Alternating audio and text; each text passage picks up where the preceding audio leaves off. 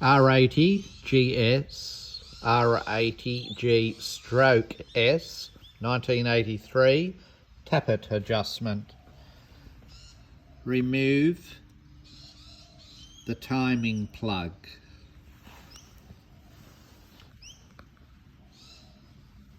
Remove that one. Remove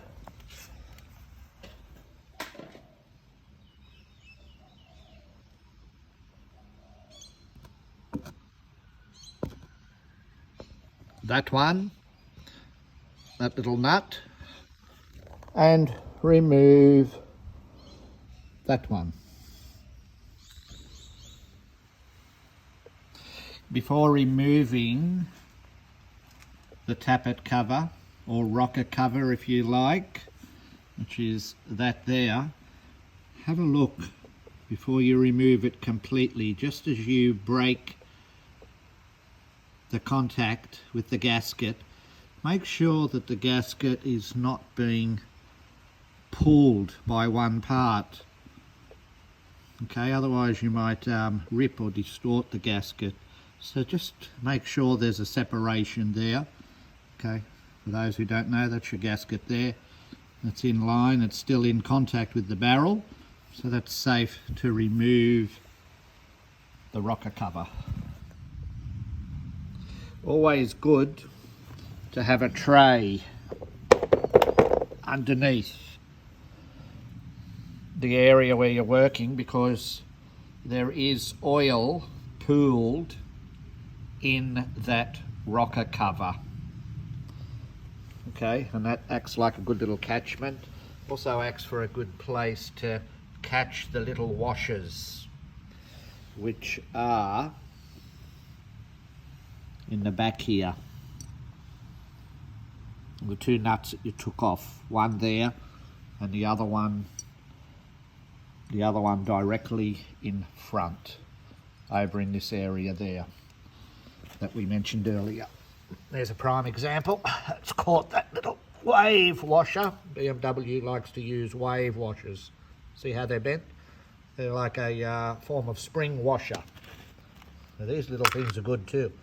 Aerosol caps to put all your little nuts and bolts in. So they're in the one area and you can find them when you need to reassemble. Okay, so now that we've exposed the rockers and tappers, okay, these here are your rocker blocks, these here, the tappet is actually the distance between the top of the valve stem and the rocker arm. Okay, now we go over there and we rotate that, put it in gear, in 5th gear if you like, while it's on the center stand, and turn that back wheel. Of course, you need to take off the spark plugs to remove the compression.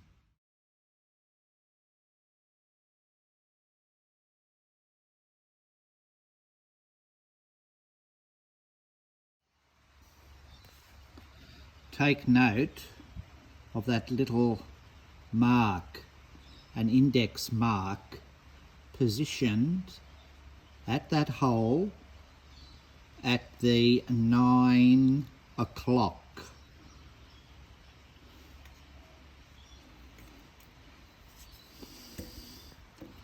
Just see it there. Just see where the fingernail is. And that's where you align the OT mark up. Get yourself a torch, so as you can see in that hole, and you continue to rotate that back wheel once you've engaged 5th gear until the OT mark appears.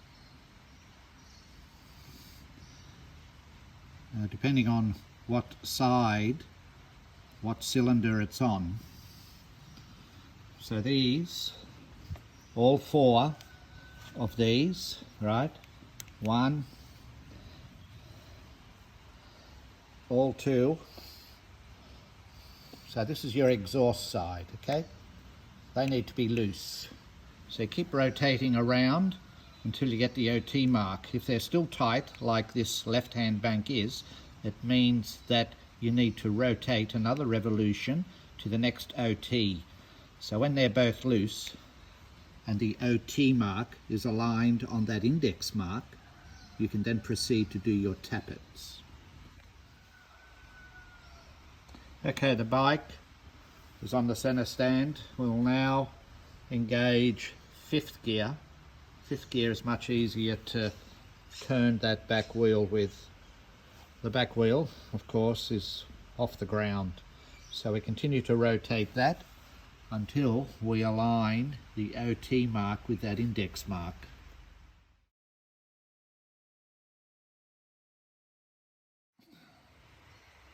Okay, we've aligned the OT mark, but it must be for the right bank because it's definitely not for the left cylinder. Why? Because there's no play between the rocker arm and the top of the valve stem. See how tight they are? That means we need to rotate another 360 degrees thereabouts to get these loose. Once they're loose and the OT mark is aligned, you then can proceed to do your inlet valve tappet and exhaust valve tappet adjustments. But not before that. They must be loose. So we need to rotate another 360 degrees back to the OT mark for this cylinder, the left cylinder.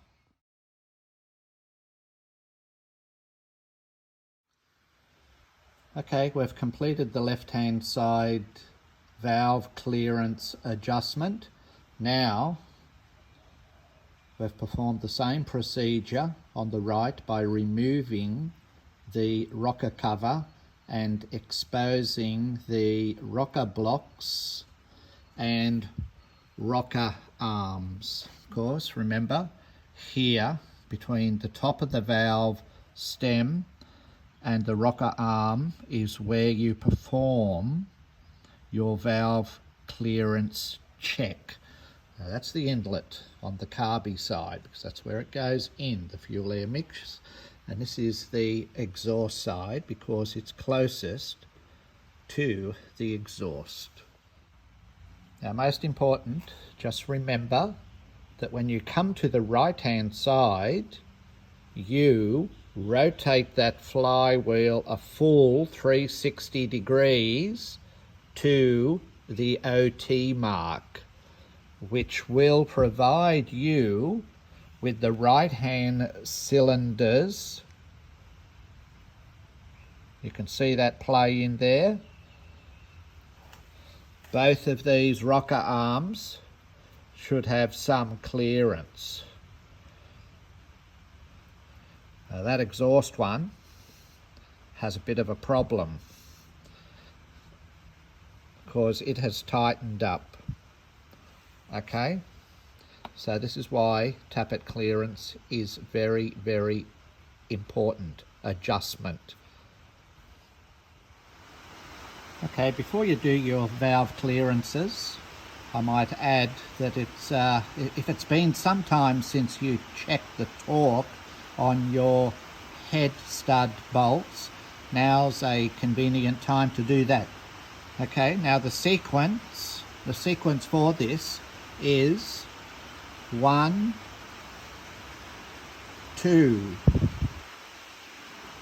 3, 4, 5 is up, right up underneath there at a fair depth, 5 and 6. Now before you torque them down, undo them a quarter of a turn. Undo them a quarter of a turn, then torque them down with an accurate, I repeat, accurate torque wrench at 25 psi. There's a guru online by the name of Snow Bum.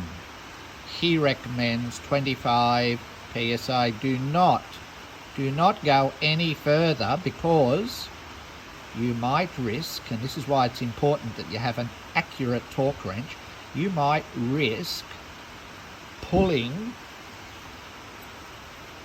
the studs out, the head studs out from their anchor points, ripping them out of that case, out of those crankcases. Alright, so do not over tight them. 25 psi. So okay, it's on the OT mark, it's been rotated 360 degrees, and we know that because both these tappets are loose. See that? See the squish there with the oil coming out on both sides? They're loose. This little gauge here is very good. Now, slight drag, okay? Slight drag, not a loose drag, but a slight drag, okay? You don't want it so it's stuck in there. It's obviously going to be too tight if the gauge is stuck. But what you've got is drag, okay? Not loose, but drag. So that tells you that there's 0.10 of a mil in there. Now these gauges are ideal, okay? They just hook up there. So that's the inlet done, 0.10. And over here we'll have